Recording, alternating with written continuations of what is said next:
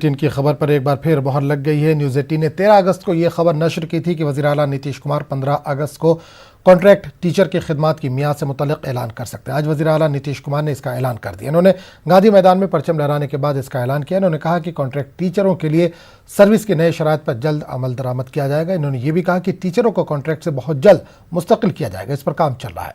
वज़ीर आला नीतीश कुमार ने 916 असातिज़ा की तकर्री का भी ऐलान किया। इंतखाबी साल में वज़ीर आला नीतीश कुमार की जानिब से ये ऐलान टीचर्स के लिए एक बड़ी खुशखबरी है।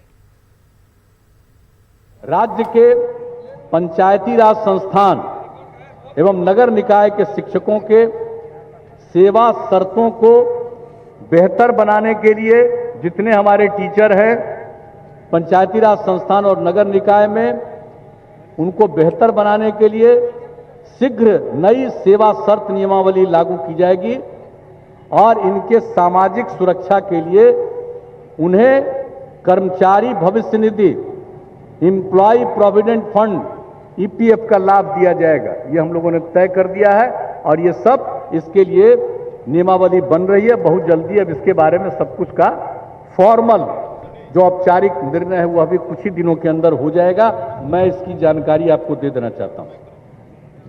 और राज्य सरकार द्वारा सभी पंचायतों में जो हमने जिक्र किया एक एक उच्च माध्यमिक विद्यालय की स्थापना, तो इसके लिए सबको शिक्षा की सुविधा उपलब्ध कराने के लिए 35,916 शिक्षकों का पद सृजित किया गया है, जिन पर नियुक्ति की कार्रवाई शीघ्र प्रारंभ कर दी जाएगी।